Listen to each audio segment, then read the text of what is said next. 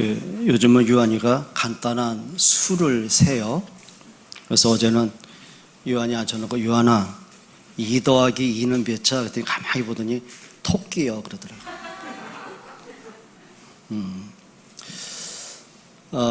그 아이가 보는 수준은 거기입니다. 참 순수하고,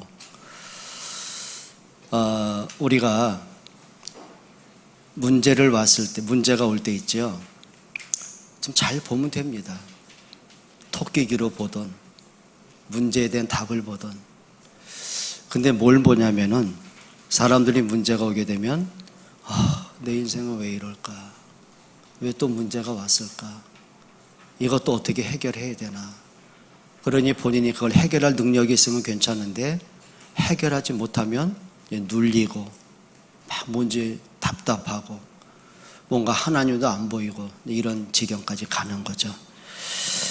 여러분들에게는 뭐가 보이느냐가 참 중요합니다. 한번 따라 합시다. 잘 보자. 오늘 본문에 보게 되면은 여리고 지역에 불행한 인생이 한 사람이 있습니다. 원에서 거지가 된 것도 아니고, 원에서 태어나면서부터 소경으로 살고 싶어서 소경이 된 것도 아니고, 그런데 인생을 살다 보니 거지로 살 수밖에 없고 구걸할 수밖에 없는 자기 인생을 이제 살아가는 거예요. 자, 그러다가 이 맹인 바디메오가 예수 그리스도를 만나고 운명에서 빠져나오는 응답의 현장이 오늘 마가복음 10장의 현장입니다. 오늘 성경을 통해서 바디메오의 인생 몇 가지 한번 생각해 보시기 바랍니다. 46절 한번 읽어보실까요? 그들이 여리고에 이르렀더니 예수께서 제자들과 허다한 무리와 함께 여리고에서 나가실 때에 디메오의 아들이 맹인 거지 바디메오가 길가에 앉았다가, 여기서 성경은 뭘 강조하죠? 바디메오가 맹인이었다라고 말합니다. 그럼 단순하게 이 사람이 못 봐서 불쌍하다, 그것을 지목한 건 아니겠죠. 저는 이렇게 생각합니다. 육신적인 맹인이 문제가 아닙니다. 육신적인 맹인, 볼 것을 못 보는 맹인보다 더 안타까운 맹인이 뭔지 아십니까? 정서적인 맹인이 있다고 저는 보거든요. 이런 사람들이 있죠. 감사할 게 얼마나 많습니까? 우리가 인생을 지금까지 살아오면서 정말 감사할 것, 하나님의 은혜로 우리에게 주신 것, 행복한 것 참 많아요. 근데 사람들이 기억하는 건, 사람들이 보는 건 뭐냐면 자꾸 불평거리, 원망거리, 낙심거리만 보는 사람들이 있습니다.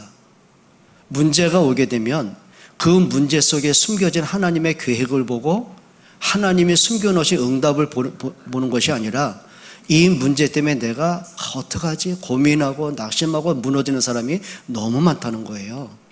마치 이스라엘 백성들이 430년간 노예로 살던 그들이 하나님의 은혜로 애굽에서 나왔으니 얼마나 감사합니까? 죽는 그날까지 감사해도 부족할 감사거리 아닙니까? 근데 그들이 광야길을 걸어가면서요, 늘 불평거리, 원망거리, 불신앙거리만 보인다는 거예요. 홍해를 만나면 이렇게 말합니다. 이 홍해는 우리가 건널 길이 없다. 뒤에는 애국 군대 쫓아오고 이 앞에는 홍해를 어떻게 건너겠느냐. 이제 우리에게 죽는 일밖에 없다. 사는 길은 하나다. 우리가 애굽에 항복하고 돌아가자. 우리가 죽는 것보다는 노예라도 살고 싶다. 이렇게 나온 거예요. 무슨 얘기죠? 정서적인 맹인들이 있습니다. 그러니까 우리가 사람과 사람들이 만났을 때요, 그 사람의 장점이 얼마나 많아요. 근데 이상하죠? 그 사람의 단점만 보는 사람들이 있습니다. 그걸 우리는 정서적인 맹인이라고 합니다. 근데 더 큰 맹인이 있습니다. 영적 맹인이 있다는 겁니다. 누가복음 24장 16절에 보게 되면 70인 제자 2사람, 글로바와 또 한 제자가 있죠. 예수님이 십자가에 죽은 것 때문에 이들이 불안하고 두려운 겁니다. 예수를 잡아 죽인 사람들이 나까지도 잡아 죽일 수 있겠구나, 그 생각에 잡히고 나니까 도망치기 시작하는 거예요. 엠마오로 도망치는 중에 부활하신 예수님이 그들을 찾아오세요. 근데 이 사람들이요, 얼마나 불신앙에 잡히고 낙심과 불안과 두려움에 꽉 잡혀 있었든지 눈을 뜨고 예수님을 바라볼 만한 힘이 없는 거예요. 성경이 뭐라고 하냐면 그들이 눈이 가리워져 그인 줄 알아보지 못하더니 그랬어요. 아니, 이 제자들은 예수님을 3년 반 동안 따라다닌 제자들 아닙니까? 예수님을 통해서 직접 말씀도 들었고요. 예수님이 하시는 기적과 능력을 본 사람들이에요. 그런데도 불구하고 예수님의 십자가의 죽음의 의미를 못 보는 거죠. 죽음은 끝이라고 본 거예요. 그러다 보니 그들이 두려움에 잡히고 도망을 치는 가운데 부활하신 예수님이 안 보여질 만큼 영적으로 어두워져 버린 것입니다. 그걸 우리는 영적 소경이라고 말합니다. 우리가 그동안 평생을 예수를 믿어왔어요. 오랫동안 복음을 듣고 왔거든요.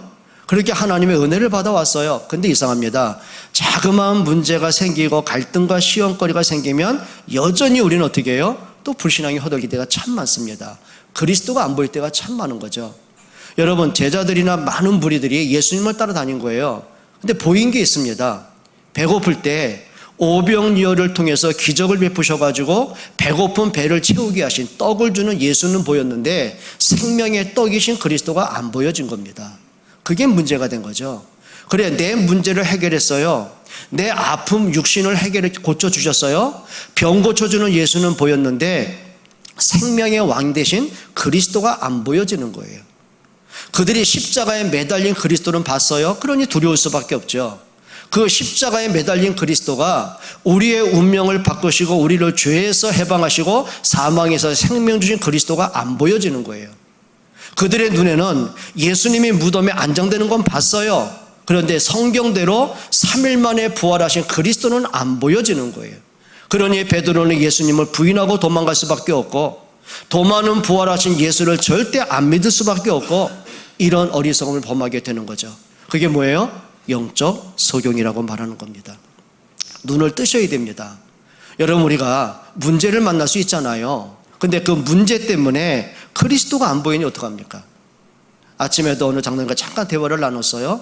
근데 당신이 하는 일 가운데 정말 자기의 작은 실수 때문에 엄청난 문제가 발생이 된 거예요. 그러니까 고객에 대해서 이분이 뭐 1억 정도가 아니라 40억에 뭐 100억 가까이 문제가 생겼는데 문제가 잘못 실수가 돼가지고 그게 40억에 뭔가 세무조사가 받고 그러다가 이제 벌금까지 물게 된 거예요. 얼마나 고민되겠습니까? 자기 책임인데요. 처음에는 그게 막 너무 답답하고 어떡할까 고민되다가 이런 생각이 들더랍니다. 그래, 내가 고민한다고 해결된 문제는 아니라면 이제 그때부터 생각이 바뀌기 시작하는 거예요. 그리고 이 문제를 허락하신 하나님의 분명한 계획이 있을 거 아닙니까? 하나님의 주권을 보기 시작해요. 그런데 딴 것도 없어요. 여전히 바뀐 건 없어요. 그런데 대법원의 판례가, 여러분, 대법원 판례가 한두 개입니까? 수십만, 수백만, 수천만 건인데요. 근데 이상합니다. 잠깐 보는데 그 판례가 눈에 확 들어오더래요.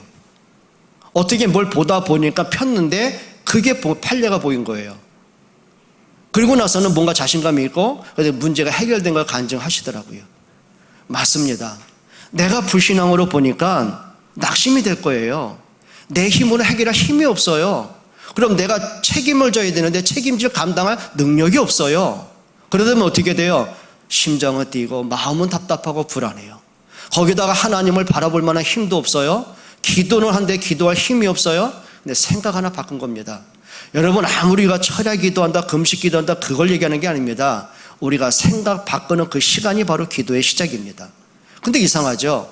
하나님이 그 많은 수천만 건의 판례를 어떻게 그거 하나만 보게 하십니까? 문제가 해결돼서 응답이 아닙니다. 생각을 바꾸니 하나님이 눈을 열게 하시는 겁니다.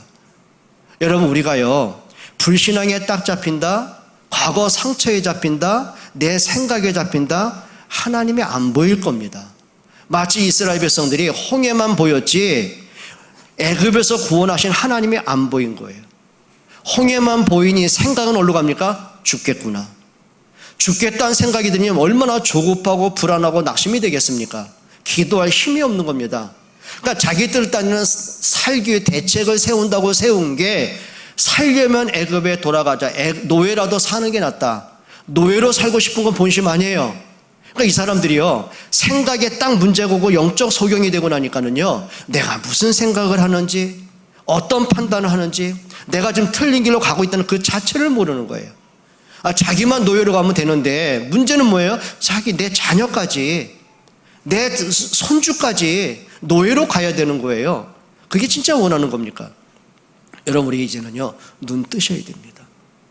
육신적인 소경이 아니라니까요, 정서적인 소경이 있습니다. 뭔지 모르게 내가 마음이 눌리고 뭔가 불안에 잡히고 생각에 잡히고 고집에 잡히고, 가끔 안타까운 뉴스 나오지 않습니까? 그 어린 아이, 신생아 아이, 신생아가 배고프면 울고 똥 싸면 울고 몸 아프면 우는 게 당연한 거 아닙니까? 애 언어가 그게 울음이 언어인데요. 그럼 정상적인 부모라면 아이의 울음소리 듣고 배고픈가? 그럼 모유 먹이든 분유를 먹이면 끝나는 거예요. 애가 울어요? 거칠게 울어요? 기저귀가 축축한가? 갈면 끝나는 거예요. 근데 정서적으로 맹인된 부모들이 어떻게 하는지 아십니까? 시끄러워 죽겠어. 그러니 애들을 벽에 던지는 이런 사건 여러분 뉴스를 많이 보잖아요. 어떤 젊은 부부, 엄마 아빠는요, 애가 그냥 놔둬요. 2살짜리 그 아이를 갖다가, 그리고 밤새도록 술 마시고 들어오고 PC방 가고 오다가 몇 날 며칠을 애가 굶어 죽은 거예요. 그게 뭔지 아십니까? 육신적인 소경이 아니에요. 정신적인 소경 너무 많고요, 영적인 소경 너무 많습니다. 여러분, 우리 눈에 불신앙을 제거하는 여러분 되시길 축원합니다. 하나님이 안 보이는 불신앙을 제거하는 응답받기를 축원드립니다. 내 생각대로 가면 안 되는 거죠. 오늘 성경에 또 이렇게 말합니다. 46절에 맹인 정도가 거지라고 그랬어요. 거지가 원해서 거지 낸 사람이 있습니까? 그건 아니겠죠. 살다 보니 자기가 어쩔 수 없는 선택을 한 사람도 있을 수 있는 거예요. 그런데 다시 말씀드립니다. 물질이 없어서 삶의 거지가 거지 아닙니다. 중요한 게 뭔지 아십니까? 생각의 거지가 너무 많습니다. 감사 없이 늘 보면은 과거의 열등감 속에 상처에 갇히고 내 인생을 서로 초라하게 보고, 그게 뭔지 아십니까? 생각의 거지입니다.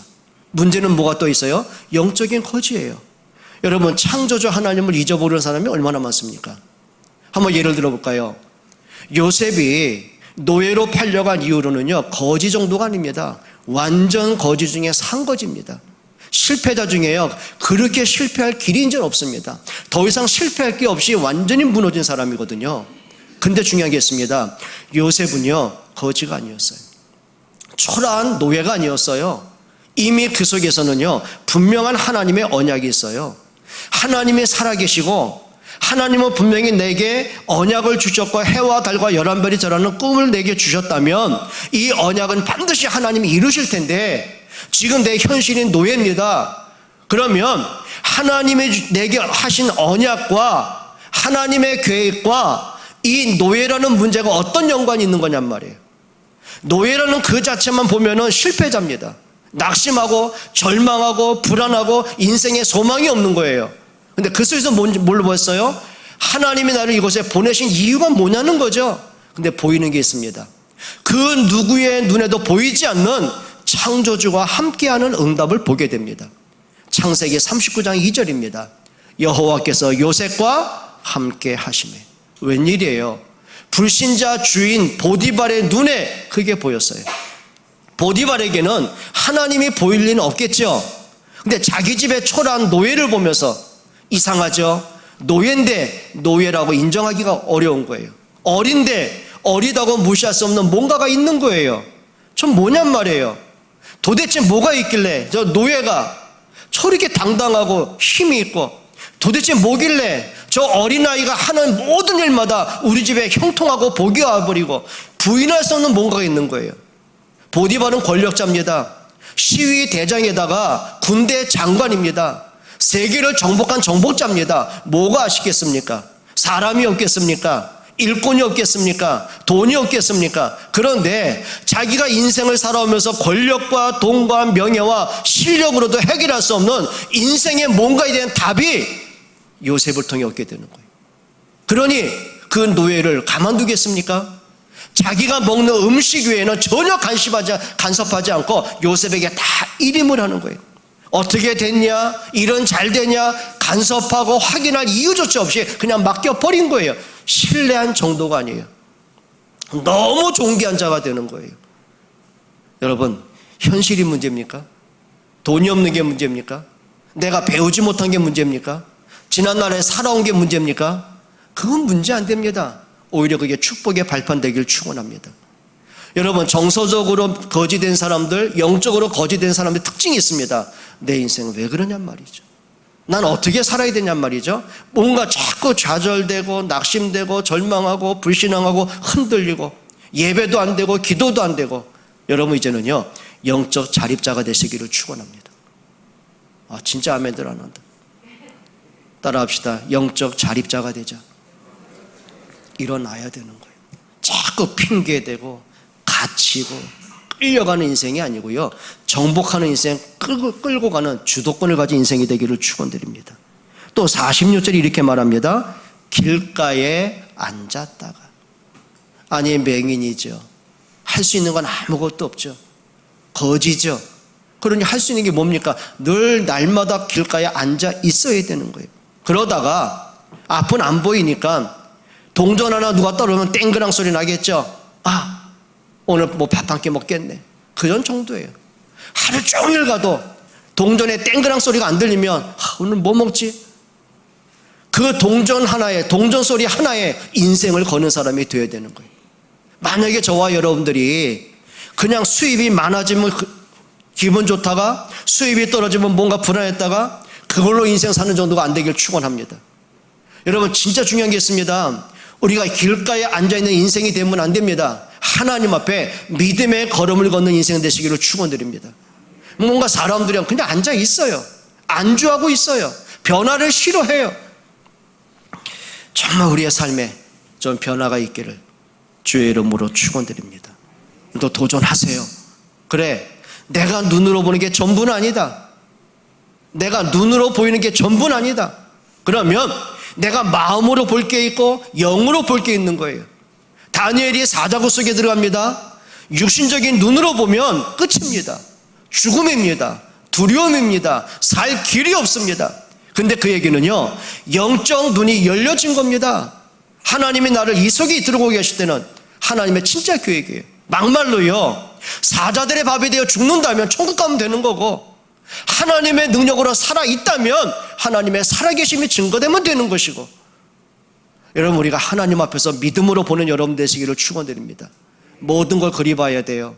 부모가 자녀를 볼 때도요, 똑똑하죠? 건강하죠? 말 잘 듣죠? 공부 잘하죠? 그걸로 위안받으면 안 됩니다. 진짜 봐야 됩니다. 그 아이 속에는 하나님의 형상이 있습니다. 그 아이와 창조주 하나님이 함께 하십니다. 그 아이의 인생을 통해서 하나님의 중요한 언약과 계획이 있는 이 시대의 렘넌트입니다.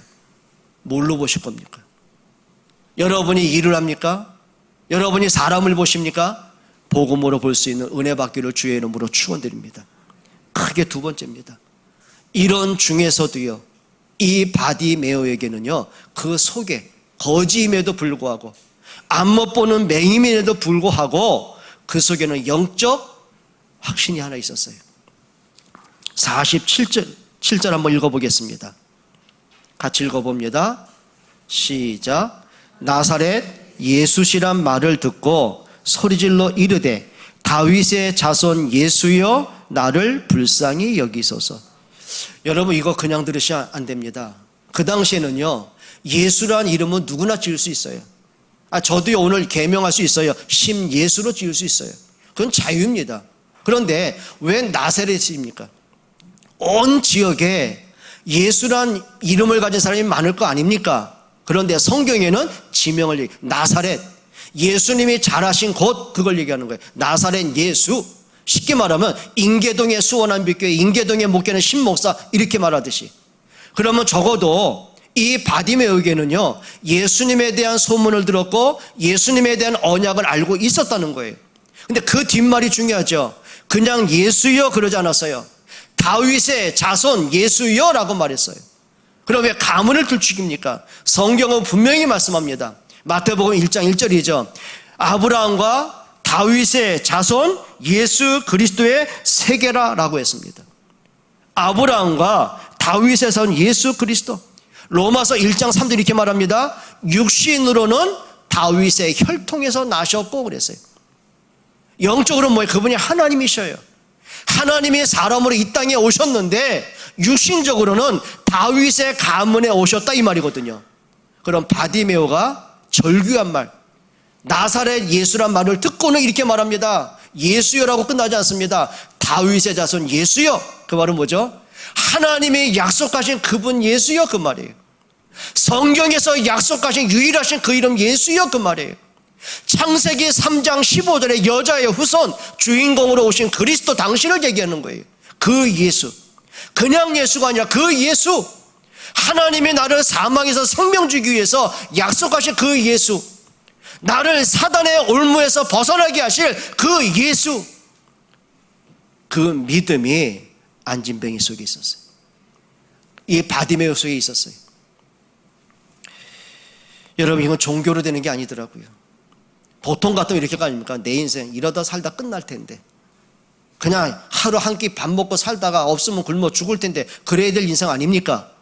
근데 그 거지로 살면서도요, 한 가지 믿음의 소망은 끊어지지 않았어요. 언젠간 하나님의 언약하신 그분이 오실 텐데, 근데 자기 앞에 육신으로 예수님의 몸을 볼 수는 없어요. 눈이 가려워졌으니까. 그런데 그 마음속에 믿음은 살아있었어요. 여러분, 살아있는 믿음 갖기를 축원드립니다. 하나님의 말씀이 그냥 들려주면 안 되는 거예요.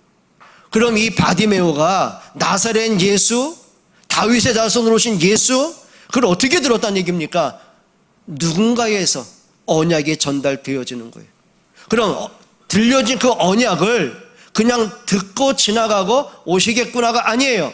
그분에 대한 믿음의 소망이, 그분에 대한 간절한 기다림이. 그런데 그 예수가 지금 자기 앞에서 오신 거예요. 여러분, 믿어지십니까? 예수님이 그리스도로 오신 것이 믿어지십니까? 그분이 오셔서 십자가의 죽으심으로 여러분의 사망과 운명과 저주를 해결하신 건 믿어지십니까? 그분이 3일 만에 부활하시고 사망과 사단과 지옥 배경 꺾으시고 여러분은 하나님 자녀 되게 하신 건 믿어지십니까? 믿음으로 예수님 앞에 서세요. 지금 서시면 되는 거예요. 그리고 47절에 이렇게 말합니다. 소리 질러 이르되. 악을 썼다는 게 아니에요. 그 마음속에 정말 소망을 가졌던, 기다렸던, 사모했던 그 예수님이 내 앞에 오셨으니 어떻게 해요? 내 마음을 그분께 향하는 거예요. 소리 질러 가로되. 여러분, 소리 좀 지르시기를 축원합니다. 악을 썼다는 얘기입니까? 그 믿음의 고백을 하는 거예요. 예수님을 부르는 거예요. 보통 같으면 동전 좀 던져주세요, 좀 나한테 좀 적선 좀 해주세요, 이런 말 하던 사람이 말이 바뀌었어요. 말이 바뀌었어요. 그리스도를 고백해요. 그리스도 앞에 이름을 불러요. 그분 앞에 나아가길 원해요. 그분 앞에 서기를 원해요. 그게 오늘 바디메오의 믿음입니다. 여러분, 좀 그리스도가 여러분에게 고백이 되어지는 응답받았으면 좋겠습니다. 그런데 문제가 생겼죠. 세 번째 한번 생각해 봅니다. 아무리 바디메오가 예수님을 간절히 원했고 기다렸고 그분을 만나기를 원하는데도 불구하고, 그런데 이상하죠. 예수님께 나아가는데 너무 가로막힘이 있어요. 장애물이 너무 많아요. 오늘 세 번째 생각해 볼 게 있습니다. 바디메오가 부딪힌 한계, 부딪힌 장애물에 대한 그 바디메오의 대응은 어떤 건지 한번 보시죠. 48절 한번 보시기 바랍니다. 한번 읽어보겠습니다. 많은 사람이 꾸짖어 잠잠하라 하되 그가 더욱 크게 소리질러 이르되 다윗의 자손이여 나를 불쌍히 여기소서 하는지라. 많은 사람, 예수님이 가시는 곳마다 수많은 무리가 따랐어요. 때로는 5,000명의 무리들이, 수만 명의 무리들이 예수님을 에워싸고 있는 거예요.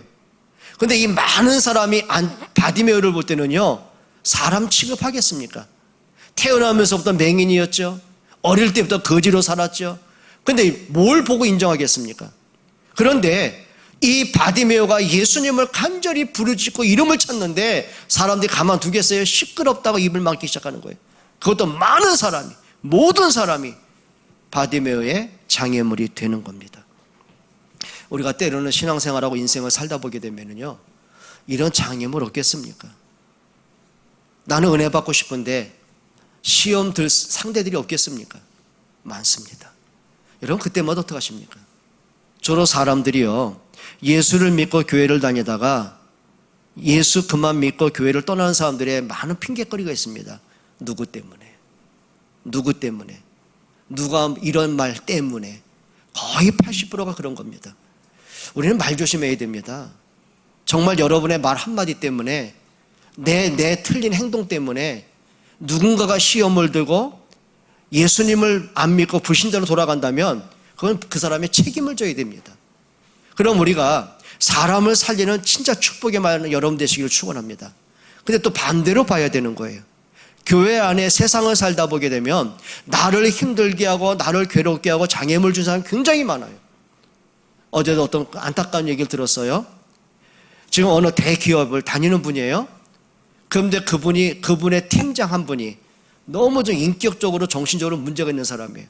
막 사람을 굉장히 괴롭히고 말도 아닌 말 이렇게 모함을 하고 막 여러 가지로 괴롭히는 거예요.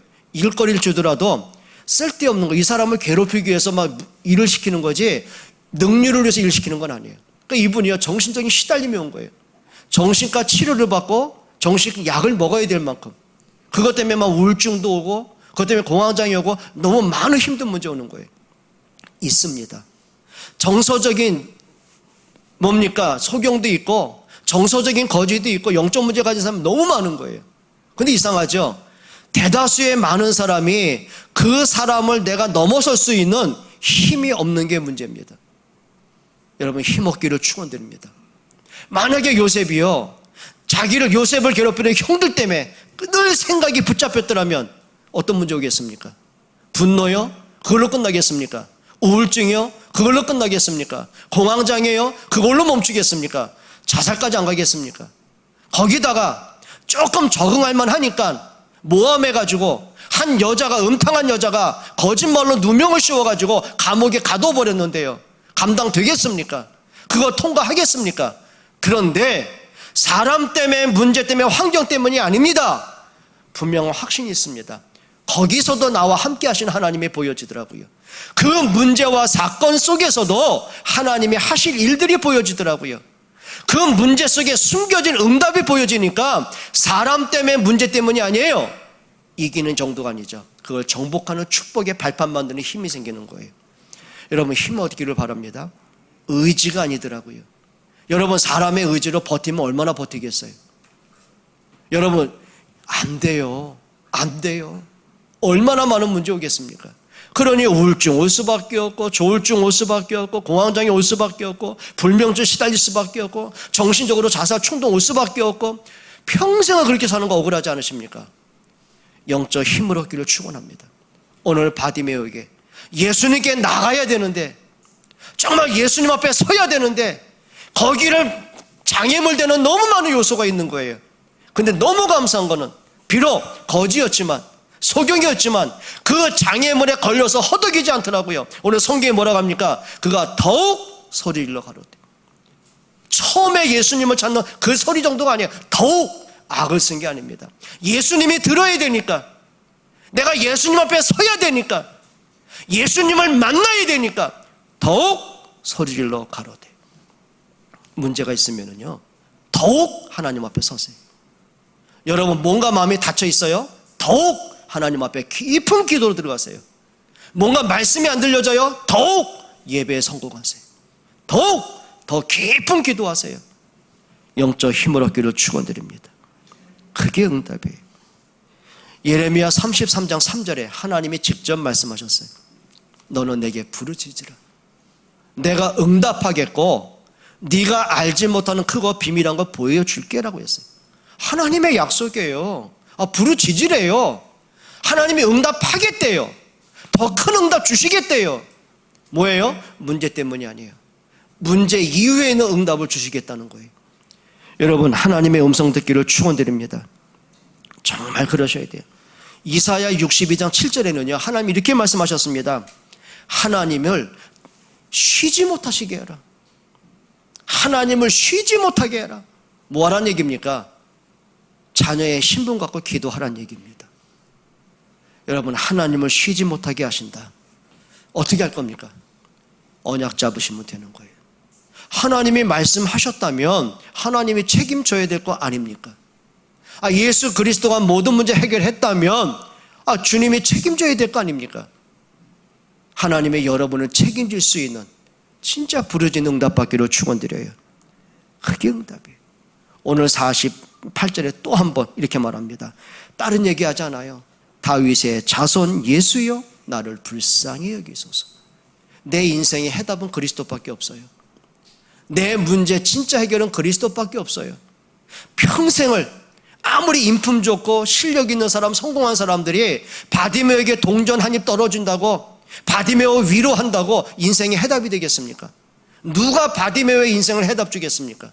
그 운명을 누가 바꾸겠습니까? 그 사실을 알고 있는 바디메오가 그리스도 외에는 인생의 답이 없는 거예요. 그리스도가 아니고는 인생 문제 해결이 없는 거예요. 그러면 장애물 때문에요? 사람들 때문에요? 내 꼬라지 때문에요? 멈춰야 되겠습니까? 더욱 소리질러 가로되. 이런 믿음의 근성 갖기로 축원드려요. 좀 하다가 포기하고, 기도하다 포기하고. 참 안타까운 게 우리 특별기도 한다고 그러잖아요. 새벽기도 그러면은요, 한 2, 3일은 다 나오더라고요. 많이들. 한 4일 지나니까 사라지고 흔적도 없이. 지속할 힘이 없는 게 우리의 모습들입니다. 여러분 새벽기도 하길 원하는 마음은 있잖아요. 근데 눈 떠집니까? 눈을 떴다가든 일 생각하다가 내가 잠 충분히 못 자면 오늘 피곤해서 일 못할 텐데, 이미 생각이 다 잡혀 있는 거예요. 다 잡혀 있는 거예요. 여러분 저와 여러분들에게 좀 생각이 바뀌어지는, 정말 하나님 앞에 그리스도 이름 붙잡고요, 더욱 소리질러 가로되 주님 앞에 더욱의 힘을 얻기를 축원드립니다. 마지막 결론입니다.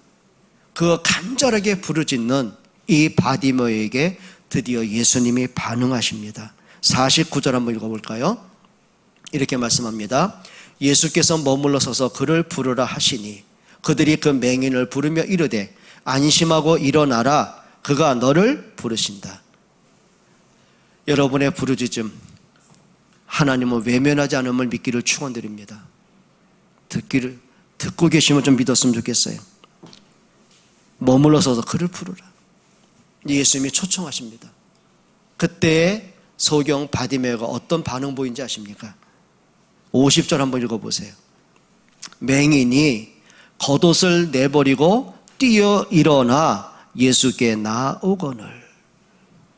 여러분은 이 말씀을 어떻게 생각하십니까?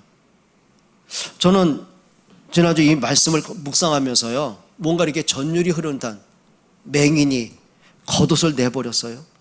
그냥 거추장 쓰니까 겉옷 벗었다는 얘기입니까?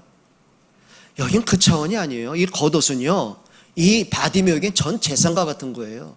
낮에는 의복이지만 팔레스틴은 이 기온차가 너무 심한 거예요. 추위가 있어요. 뼈에 스며드는 차가운 기운이 있어요. 그걸 해결하려면, 잠을 자려면 그게 이불로 덮고 자야 되는 거예요. 그 겉옷이 없이는요, 이 바디메오가 정상적인 생활을 할 수 없는 거예요. 겉옷을 벗어 던진 거예요. 거기다가 어떻게 해요? 뛰어 일어나 그랬어요. 여러분 죄송합니다만 좀 시각장애인들이 뛰는 거 보셨습니까? 지팡이에 의져가지고 감각에 의해서 그냥 떠던 발걸음 겨우겨우 옮겨가지 않습니까? 그럼 바디메오는 한 번도 뛰어본 적이 없어요. 누군가의 도움의 손길이 아니고는 길을 갈 수가 없는 거예요. 근데 비로소 예수님이 부르시는 그 한마디에 뜀을 띄었어요. 뛰어 일어나. 뭔 얘기죠? 너무 기다린 거예요. 이 시간을 너무 기다려온 거예요. 그리스도 만나기를 너무 사모한 거예요. 그 속에 있는 그 간절함이, 예수님에 대한 그 간절함이 겉옷을 버릴 만큼, 그 많은 무리들이 그 장애물에도 굴복하지 않을 만큼, 한 번도 걸어보죠. 뛰면 다칠 수밖에 없는데 거기 아랑곳 없이 주님 앞에 뛰어갈 만큼 너무 간절한 거예요. 바디메오의 그 간절함이 예수님으로부터 초청의 시간을 받게 됩니다. 잠언서 8장 17절 이렇게 말합니다. 나를 사랑하는 자들이 나의 사랑을 잊고 나를 간절히 찾는 자가 나를 만나게 될 것이다. 여러분 하나님 사랑하십니까? 정말 여러분이 간절하십니까? 혹시 여러분들이 오늘 주일 예배 오셨어요? 정말 하나님이 이 예배를 통해 내가 하나님께 참 마음과 믿음으로 나아갈 수가 있는 시간이고, 그렇죠. 구원받은 사람의 최고의 행위가 하나님께 예배하는 건데요. 또 하나님은 예배를 통해 당신의 모든 은혜를 주시는 시간인데요. 여러분, 간절함을 회복하기 축원합니다. 정말 그러셔야 돼요. 여러분, 아기들 보니까요, 배고플 때 울 때는요, 그 울음소리가 절규더라고요. 이번에도 둘째 아이, 손자 있잖아요. 이제 한 35일 됐나요? 야, 평상시에 잠을 잘 자요. 근데 배고플 때는요, 울음소리가 절규, 악을 쓰는데요, 어디서든 들리겠더라고요. 근데 그 간절한 절규의 울음소리를 듣고 부모가 졸리니까 좀 있다가 그런 사람 어디 있어요? 아무리 피곤해도요, 부모는 벌떡 일어나게 되는 거예요. 마치 내가 너무 졸려가지고 눈이 안 떠지는데 눈을 감고서도 분유를 타는 데는 전문가더라고요. 뭔지 아십니까? 그 아기의 간절한 울음소리에, 배고픔의 간절한 울음소리에요, 부모는 움직이게 되어 있습니다. 하나님은 그걸 말씀하셨어요. 나를 간절히 찾는 자가 나를 만날 것이다. 우리 너무 배부르지 않습니까? 우리 너무 마음이 느슨하지 않습니까? 뭐 은혜 주세요라고 하는데 그 은혜의 기준은 뭡니까? 뭡니까 도대체? 우리에게 잃어버린 간절함 찾기를 축원합니다. 간절함이 뭔지 아십니까? 어떤 분이 표현해 간이 저릴 만큼 기도하는 거래요. 맞다고 생각해요. 여러분, 사막에 내동댕이 친 사람이요, 마지막 마실 물 한 방울 떨어졌어요. 목은 바짝바짝 타들어가요. 이 사람이 생각하는 물 한 방울은 어떤 걸까요? 물 좀 마시면 좋겠다고 그 정도일까요? 지금 갈증땀에 목이 타들어가고 이제 금방 죽을 지경인데, 몸은 탈진 상태인데, 걸을 힘도 없는데, 이 사람에게 한 방에 한 방울의 물은요, 생명의 줄기입니다. 맞습니까? 그래서 다윗이 이렇게 말한 겁니다. 목마른 사슴이 시냇물을 찾듯이. 물을 찾아야 되는데 물이 없어요. 사슴이 지금 목이 말라 기임해진 쓰러지기 직전이에요. 모든 관심, 모든 눈에는 뭐가 보여요? 어디 물이 있을까요? 그걸 간절함이라고 했어요. 여러분, 운명에서 해방받는 길이 그리스도 외에 또 누가 있겠습니까? 내 가문의 저주가 끝이 나고 내 후대에게 가문의 저주를 물려주지 않는 능력이 누구에게 있겠습니까? 인생의 해답이 어디서 오겠습니까? 돈입니까? 사람입니까? 명예입니까? 성공입니까? 우리가 성공하는데 얼마나 우리가 간절합니까? 그렇죠. 주식 투자한 사람들이 매일 아침마다 저녁마다 주식 변동 보고 얼마나 간절합니까? 뛰면 흥분됐다가 떨어지면 또 속이 탔다가 얼마나 간절합니까? 몸 아픈 사람이요, 그렇죠, 병낫게 얼마나 간절합니까? 들리는 얘기는 건강밖에 없고요. 근데 이상합니다. 내가 하나님께 예배하는 데는, 내가 말씀을 묵상하는 데는, 내가 기도하는 데는, 렘넌트가 일어나는 그 일에는, 내 주변 사람, 내 가족이 생명을 얻고 예수님을 만나는 그 전도의 일에는 이상하죠. 간절함이 없더라고요. 회복하길 축원해요. 아멘 할 때까지 오늘 설교할 거예요. 무덤덤하면 안 돼요. 진짜 그냥 예배 시간 되니까 쪼르르 왔다가 그냥 어슬렁 됐다가 놀다가 산책했다가 예배 시간 맞아 얼슬렁 왔다가 설교 끝나니까 그냥 돌아갔다가 일주일 동안 그냥 아무 생각 없이 살다가 내 주변의 사람들이 그렇게 하나님 떠나서 운명에 빠져 사망에 붙잡혀 있는데도 불구하고 전혀 전도에 관심 없다가 내 아이가 밥 잘 먹고 공부 잘하고 말 잘 들으면 기분 좋았다가 이 아이가 예배하는 데는 간절함이 없다가 바꿔야 되는 거예요. 좀 간절함을 회복하는 여러분 되시기를 축원드립니다. 예수님 말씀하신 지 51절에 예수께서 말씀하여 이르시되 내게 무엇하여 주기를 원하느냐? 맹인이 뭘 하겠습니까? 내가 보기를 원하나이다. 그때 예수님 말씀해요. 52절 한번 보시겠습니다. 예수께서 이르시되 가라, 내 믿음이 너를 구원하였느니라. 그래, 네는 보게 될게, 눈 떠, 그렇게 말하면 얼마나 좋아요. 내 믿음이 너를 구원했다. 이걸 우리가 엄밀히 한번 살펴봐야 돼요. 지금 바디메오가 내가 눈 뜨는 걸 목적 갖고 예수님을 이용한 건 아닌 것 같아요. 나사렛 예수를 고백했어요. 다윗의 자손 예수여라고 고백을 했어요. 거기다가 예수님마저도 내 믿음이 너를 구원했다. 이제 네가 앞을 보게 될 거야. 그 말하지 않고 내 믿음이 너를 구원했다. 그 말은 뭐죠? 네가 정말 나를 인정하는구나, 그 말이에요. 바디메오, 네가 예수 그리스도를 정말 고대했구나, 간절히 사모했구나. 그러니 눈 뜨는 거는 따라오는 응답이었어요. 여러분, 그리스도가 우선되시기를 축원합니다. 그럼 여러분 인생의 문제요, 하나님의 시간표 따라 응답의 시간표는 오게 되는 겁니다. 오늘 우리가 한번 기도하셔야 돼요. 바디메오가 육신적인 소경의 문제가 아닙니다. 정서적인 소경, 생각 바꿔야 됩니다. 영적인 소경, 믿음의 눈을 뜨셔야 됩니다. 오늘 저와 여러분들에게 정말 그리스도가 고백되고 믿어지고 그리스도가 여러분 삶의 주가 되시기를 주의 이름으로 축원드립니다. 하나님 고맙습니다. 오직 예수 그리스도가 나의 주님이시고 나의 그리스도시고 내 인생의 모든 것이 됨을 고백하고 누리는 시간 되게 하옵소서. 예수 그리스도의 이름으로 기도합니다.